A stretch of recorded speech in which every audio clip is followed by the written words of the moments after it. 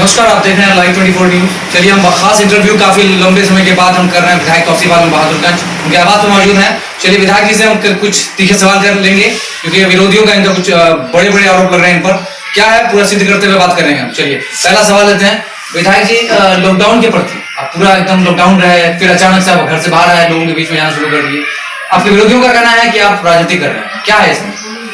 देखिए, सबसे पहले तो लॉकडाउन का सम्मान करना होगा जी, लॉकडाउन का पालन भी करना होगा जी, और जो भारत के संविधान में है जी, उसको मानते हुए लॉकडाउन का पालन करना मेरा फर्ज है। जी, लेकिन हम उसके बावजूद भी जो हमारे प्रवासी भाई जी, जो बहुत जद्दोजहद के साथ जी, बाहर से आया, जी, एक तो भारत सरकार अचानक लॉकडाउन कर दिया, जी, उसके बाद दूसरा नीतीश कुमार पहले कहा कि मजदूर नहीं आएगा, जी, हमारे प्रवासी भाई नहीं आएंगे, हमारे बेरोजगार भाई नहीं आएंगे। जी, तो हमने खिलाफ किया जी, बिहार सरकार का कि आप क्यों नहीं लाओगे। जी, किशनगंज का बेटा है, जी, मेरा भाई है, मेरा इलाके का लोग है और बिहार का बेटा लाना पड़ेगा, और नहीं लाओगे तो हम किशनगंज में चरने नहीं देंगे। जी, उसके बाद फिर सरकार ने निर्णय लिया कि हम लोग प्रवासी भाई को लाएंगे। जी, फिर तय वो लोग किया कि 1000 रुपया खाते में देंगे, जी, लेकिन पता चला कि किसी के खाते में पैसा नहीं जा रहा है। 100 में 20 आदमी का खाते में पैसा गया है, 80 आदमी के खाते में पैसा नहीं गया। चाहे जिस कारण भी हो, चाहे पदाधिकारी का लापरवाही, चाहे जिसको भी घोषित किया नोडल पदाधिकारी किया उसका लापरवाही, वहां फेल हो गया। उसके बाद फिर जब आने का बात हुआ प्रवासी भाई का, हमारे भाई लोगों को बहुत जब परेशानी हुआ, वहां जब भूख से मर रहे थे, खाने का कुछ नहीं था, होटल बंद था, यहाँ तक के जो फैक्ट्री में काम कर रहा था उसको निकाला जा रहा था। तब जब भूख से मर रहा था तब लोग कह रहा था कि अब क्या करते हैं कि अब हम लोग घर नहीं जा पाएंगे। तब फिर हमने आवाज उठाया कि भाई मेरा भाई को क्यों नहीं लाएंगे आप। और फिर बाद में आप घोषणा करते हैं कि ठीक है आप प्रवासी भाई ला सकते हैं, आ सकते हैं, अपने संसाधन से आ सकते हैं। फिर हम लोग विरोध किए कि आप मेरा बिहार का बेटा है, मेरा किशनगंज का भाई है, मेरा बेरोजगार भाई है, आप उसको क्यों नहीं लाओगे। बिहार का पैसा टैक्स वो भी देता है, आप क्यों नहीं लाओगे। फिर उसके बाद में फिर वो लोग घोषणा किया कि ठीक है, यहाँ तक के लोग बस पर, ट्रक पर, मोटरसाइकिल पर, यहाँ तक के पैदल चलने पर मजबूर हो गया। और हत्ता के यहाँ तक है कि हम समझते हैं कि कोरोना बीमारी से अगर 5000 लोग मरता, आज हम कहेंगे कि भूखमरी से उससे दूना तेगुना चौगुना लोग मर गए। एक चीज विधायक जी आपने देखा होगा, एक रेलवे हादसा भी हो गया, उस ट्रैक से लोग चल के आ रहे थे जहाँ 38 लोगों की मौत हो गई, ट्रेन ने कुचल दिया। क्या उन रेलवे की लापरवाही नहीं है? उस सरकार का भी लापरवाही है और रेलवे कर्मचारी का भी लापरवाही है। जब लॉकडाउन था तो आपका ट्रेन में जब अगर चल रहा था लोग, तो क्या आपका पुलिस क्या कर रहा था? इसका मतलब है कोई आतंकवादी आएगा ट्रेन को उड़ाने के लिए तो आप कुछ नहीं नजर करेंगे, आपको देखना पड़ेगा ना, आपका जिम्मेवारी बनता है। देश में अगर कोई भूखमरी से मरता है तो उसका जिम्मेवारी बनता है। नरेंद्र मोदी जी ये क्या कहते हैं कि जितना भी आदमी मरा है भूख से, इसका जिम्मेवार नरेंद्र मोदी और नीतीश कुमार है। इन लोगों पर केस दर्ज होना चाहिए, इन लोगों पर मुकदमा दर्ज होना चाहिए और इन लोगों को सजा मिलना चाहिए। अच्छा विधायक जी, एक चीज और मैं आपसे जानना चाहूंगा, देश की अर्थव्यवस्था काफी खराब हो चुकी है, सबको पता है ये चीज, खास करके टाइम्स ऑफ नाउ में कई बार छप के आया चीज। क्या लगता है आपको, अब जो लॉकडाउन अगर खत्म करता है सरकार, क्या उस अर्थव्यवस्था को सुधार देगा? सवाल ही नहीं पैदा होता है। अर्थव्यवस्था जो है आज जीरो नहीं बल्कि माइनस पर है जी। आज हमारा इंडिया का हैसियत कहीं भी नहीं, कुछ भी नहीं जी। इसका जिम्मेवार नरेंद्र मोदी है, भाजपा सरकार है, क्योंकि नरेंद्र मोदी सिर्फ भाजपा का प्रधानमंत्री बन के रह गया, भारत का प्रधानमंत्री नहीं बन सका।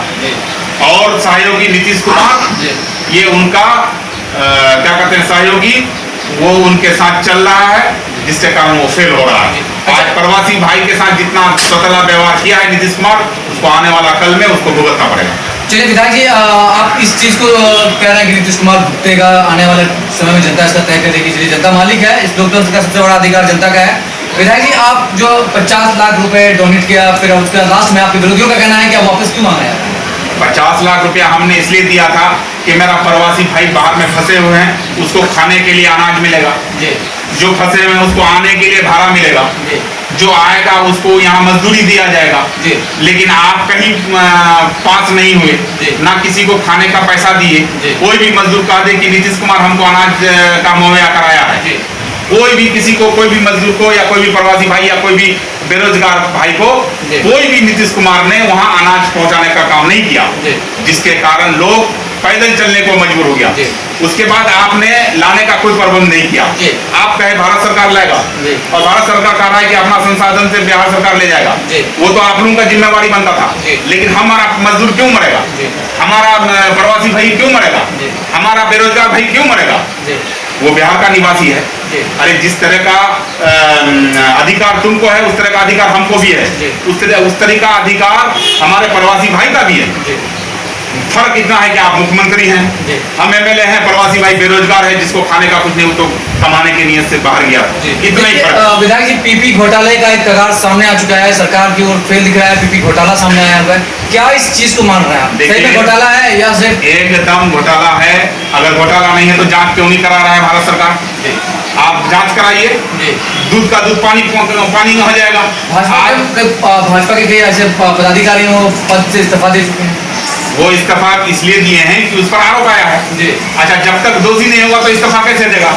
और इस्तीफा देना भी चाहिए। अब उन पर जांच हो जाए भाई, जांच हो जाए, भारत सरकार निष्पक्ष जांच करे। अगर दोषी नहीं है तो कोई बात नहीं, दोषी है तो उसको सजा मिलना चाहिए। और आज जो अभी लॉकडाउन के नाम पर लूस खटोस हो रहा है, ये भ्रष्टाचार का दुकान खोला गया है। नीतीश कुमार ये जो लॉकडाउन के नाम पर पैसा दे रहा है, पदाधिकारी लूट खसोट में लगा हुआ है। और पूरा क्वारंटाइन सेंटर फेल हो गया, आलू और भात खिलाता है और कोई साधन नहीं है। जिस रूम में रह रहा है उसमें पंखा नहीं है, बिछावन नहीं है, सोशल डिस्टेंस का कोई मतलब नहीं। एक ही रूम में कम से कम 20 आदमी, 25 आदमी, 30 आदमी रह रहा है। और जिस स्कूल में रह रहा है कोई पदाधिकारी नियुक्त नहीं है। लोग शाम में घर जा रहे हैं और सवेरे आकर के फिर सेंटर में रह रहे हैं। तो इसका जिम्मेवार कौन है? कोरोना अगर किसी को है, आप टेस्ट नहीं कराते हैं, आप ला करके सब मजदूर घर चले जाता है, बाद में आप टेस्ट कराते हैं तो उससे पॉजिटिव निकलता है। उसके बाद गांव वाला को उठाते हैं, परिवार को उठाते हैं, परिवार को भी हो जाता है। इसका जिम्मेवार प्रशासन है, प्रशासन लापरवाही कर रहा है और जो पदाधिकारी भी लापरवाही कर रहा है उस पर कार्रवाई होना चाहिए। खास करके किशनगंज के पदाधिकारी लापरवाही कर रहा है। किशनगंज के पदाधिकारी को चाहिए कि जो लोग बाहर से आ रहे हैं उसको तुरंत टेस्ट करके सेंटर में डाला जाए। 14 दिन का जो अवधि सरकार ने तय किया है, उसके बाद उसको छुट्टी दिया जाए फिर टेस्ट करा करके। आपने घर भेज देते हैं, आपने जहां से ये होता है वहीं से आप घर भेज देते हैं।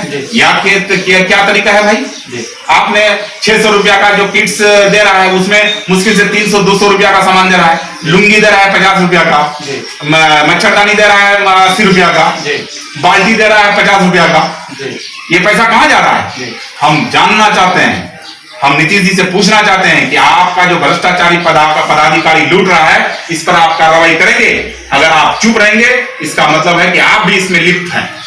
सबसे बड़ा आरोप लगते हुए नीतीश कुमार के ऊपर विधायक जी लगा रहे हैं कि अगर इसमें पदाधिकारी अगर भ्रष्टाचार है तो उसमें सरकार भी इसका जिम्मेवार है। चलिए, और एक लास्ट सवाल, विधायक जी, किशनगंज के लोगों को, प्रवासी जो मजदूर हैं वो वापस आ चुके हैं, उनके लिए क्या मैसेज छोड़ना चाह रहे हैं आप? मैं उन लोगों के लिए यही मैसेज देंगे कि भाई आप बहुत कष्ट से आए हैं, बहुत दुख झेल के आए हैं, बहुत आप लोगों के साथ अत्याचार भी हुआ है। आप लोग एक तरह से हयात और मौत के बीच में फंसे हुए थे। आप लोग बहुत मेहनत से आए हैं, अपने पैदल चल के आए हैं, आपने साइकिल चला करके आए हैं, आपने मोटरसाइकिल चला करके आए हैं, आपने अपने भाड़ा देकर के अपने संसाधन से बस में आए हैं, ट्रक में आए हैं, यहाँ तक के लट्ठी भी खाए हैं। तो आप बहुत मेहनत से आए हैं। तो आपको यही हम सलाह देंगे कि किशनगंज के लोगों को अब तक कोरोना नहीं मिला था, लेकिन जब प्रवासी भाई हमारे आए तो कहीं ना कहीं उन लोगों से देखा गया है। तो हम चाहेंगे जो भी प्रवासी भाई है, आप जिस गांव में भी जा रहे हैं आप परहेज करें। आप सेंटर से अगर आप घर भी गए हैं तो आप घर से गांव में मत जाएं, आप अपना समाज से भी बच के रहें और घर में रहें। और आपका इंशाल्लाह हम लोग भी मदद करेंगे।